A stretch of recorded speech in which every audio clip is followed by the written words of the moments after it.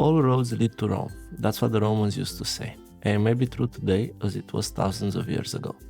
Because it is a road, you should walk at least once. And for when your journey will take you to Rome, here are some tips on how to visit this beautiful city, travel like a pro, eat like a local, and avoid cheeky scams and travel mishaps. Also a bit of context, this is my very first video in which we meet face to face, so to speak. So don't be too harsh, still fine-tuning things over here and learning as we go along. But all suggestions are welcome on how to improve, and they're also appreciated. So to start with, when to visit Rome. Rome is a city worth visiting year-round, but during certain months, you can actually get most out of your visit. Avoid hordes of tourists piled together in front of every monument and dodge the scorching heat of the summer. From the beginning, I will say probably the best months to aim for your visit would be April, May, beginning of June, September and October. Because the weather is mild, there are less visitors and you get to experience beautiful spring and autumn colors, complementing the streets and monuments. For even less crowds, March and November are also great. But the weather might be a hit or miss. Shouldn't be too bad though, as Italy's climate is Mediterranean, and Rome is somewhat central in the peninsula. And if you do catch bad weather, you can still explore plenty of museums and try nice restaurants without waiting for a table to be available. Winter months can work too if cold weather doesn't scare you, and there won't be snow around to stop you from going places. Plus, accommodation will be cheaper. Late June, July and August is peak tourist season, and if you do have to travel at this time, be well prepared for loads of sun and try to avoid visiting major attractions in the weekend when they are the busiest. Assuming you will fly to Rome, the easiest way to get into town would be using the Leonardo Express, a train line that will take you all the way to the central train station. It's an express line with no stops and the ride takes around 30 minutes. It's clearly marked and all you have to do before boarding is make sure to get your ticket from a machine, where you can pay with cash or card and navigate the menus in multiple languages. Also make sure to validate the ticket, otherwise you might get a fine and then you are good to go. During busy hours, this will help you avoid traffic. The train is cheaper than a taxi, and if your accommodation is near the center, you can simply walk to it from Termini station. And speaking of transport in Rome, whilst ancient Rome wasn't built in a day, you can certainly make your way around it in one. Not to mention, all the little streets, ruins and piazzas are not just beautiful to explore on foot, but very often inaccessible by car. Inside the Aurelian walls, where most of Centro Storico or Old City is, you can easily walk everywhere. And most of the top sites are around here, so hopping your way from one landmark to another should be quite easy. Not to mention the traffic in Rome, like in all major European cities, can get heavy at a moment's notice, as these places were not originally designed for cars. Just wear a comfy pair of shoes and a bottle of water and immerse yourself in more than 2000 years of history. And yes, water will not cost you a thing because there are more than 2,500 fountains where you can refill your bottle with fresh spring water. And if you do need to take a taxi, make sure it's one with the rates printed on the door, or use a ride-hailing app. Don't negotiate a flat rate with the driver if he tries to do that, but instead make sure the meter is on and running, and most importantly, don't hand over big bills at the end of the ride, or the driver might see the change owed back as a generous tip. Public transport is also a good option. There are buses, trams and metro, which you can access with a prepaid ticket or by contactless payment. There is a daily cap on fares, €7 per day when using this contactless method, and there is also a tourist pass called Roma Pass, which you can use for travel and museum access, and we'll talk next about that. So the Roma Pass is a package deal for tourists, which allows free entry to top attractions and access to public transport, with two versions with 48 hours and access to one museum, or 72 hours and access to two museums. It comes both in the form of a physical card, which you have to pick up, and now there is also a digital version of it, which you can use for iOS or Android. It's a solid offer, but there is a catch. If you plan on using it in peak season, popular sites like the Colosseum could be fully booked, because you can't book slots in advance with this service, and you might end up in a long queue and not see the place you are hoping to see to begin with. Speaking of the Colosseum, it is a sight to see.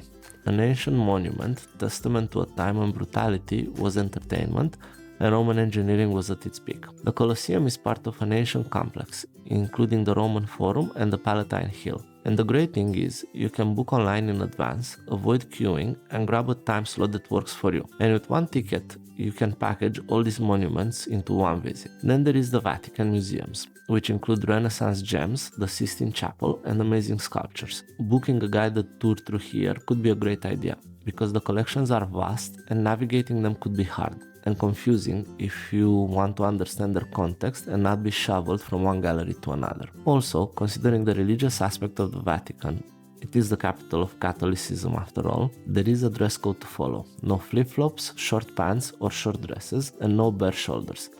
The ideal clothing should be modest and respectful, and I must add comfy since this is not going to be a quick visit, but will easily span over a couple of hours. Trevi Fountain is another tricky monument if you don't plan it right, because it's attracting millions of visitors every year, and that means you might have a really hard time seeing it properly. On Mondays, the fountain is closed in the morning, and the rest of the week access is regulated between 9 am and 9 pm, with a maximum of 400 people allowed to see it at any one given time. If you do plan everything right, going in the morning before 9 am is a great idea, and is beautifully lit in the night as well, if you hate waking up early. It is totally worth visiting though. A Baroque masterpiece fed water through a Roman aqueduct, the fountain was built between 1732 and 1762 and placed at a crossroads in Rome's Trevi district. And if you toss a coin with your right hand over your left shoulder, the legend says you will come back to Rome. If you toss 2 coins, then you will find love.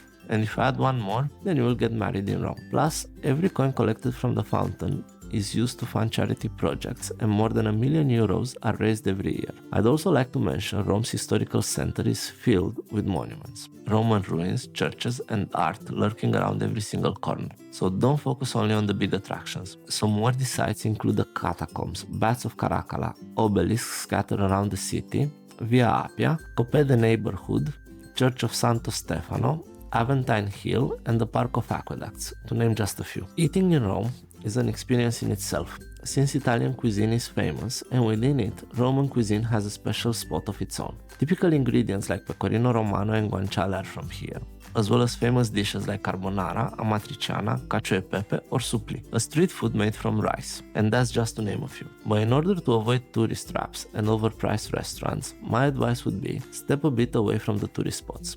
The restaurants aimed at locals are usually cheaper and the food is better, not to mention more authentic. The best way to spot a good restaurant to begin with is the way the waiters behave. If they're out on the street trying to pull you in, that is not a good sign. A good venue has waiters serving and customers coming on their own free will. Secondly, look at the menus. Usually if they are in Italian and not an Oxford dictionary for dishes, then it's a good indication they are not aimed at tourists. Also, checking the tables is a good idea. If you can only make out conversation in Italian, you're in the right spot. Coffee is another key ingredient to everyday Roman life. But remember, when in central Rome, don't sit down in historical places and order one as the prices differ. The way to do it is walk straight to the counter and have your coffee there, fresh and on the spot. And just a heads up on some rules, Italians don't do takeaway coffee, and cappuccino is a drink to have at breakfast. For more insight into Italian coffee culture, do check this video, my very first one on the channel, in which I explain coffee types and habits involving coffee culture in Italy. Now, as beautiful as Rome is, this video would not be complete without giving you some tips on how to avoid some of its dark sides.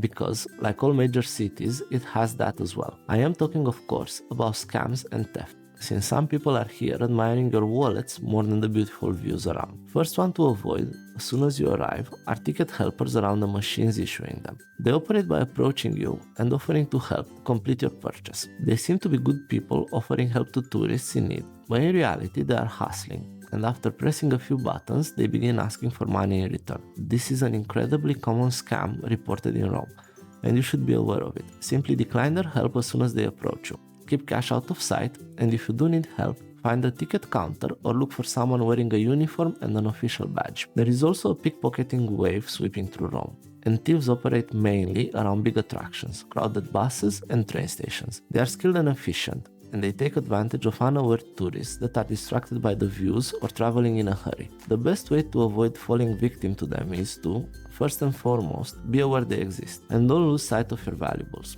Don't keep cash or your phone in your back pockets, and be alert when people are coming suspiciously close to you. Anti-theft backpacks and pouches are also incredibly effective. And try not to wear flashy jewelry or watches, and don't leave purses or backpacks unattended. Last but not least, you will meet hustlers offering you free stuff, gifting you so-called friendship bracelets, flowers to ladies, or trying to start conversations out of thin air, acting like you are a long-lost friend. Then they will ask for money, donations for their families, or tell you stories meant to impress. But they are scammers, and they can become very unfriendly if things don't go their own way and if you play along. Not to mention, they could focus on distracting you while someone else is trying to pickpocket you. The best way to deal with them is to take a step back as soon as you are being approached. Don't accept anything from them and avoid eye contact and conversations with them. If they insist, look for a police officer and make it clear you are not interested in anything they have to offer. Although I am not saying to be a grumpy tourist, be aware that not everyone who is friendly is also harmless, and trust your instincts. Obviously, the fact that there are some bad people out there should not turn you away from visiting this beautiful city. Unfortunately, there are some bad people in every city, and being prepared for it will actually ensure your visit will be memorable. Rome is one great city to view and experience, and I genuinely hope that these little tips I gathered will help make that experience even nicer. Feel free to join our growing community, and until next time, ciao!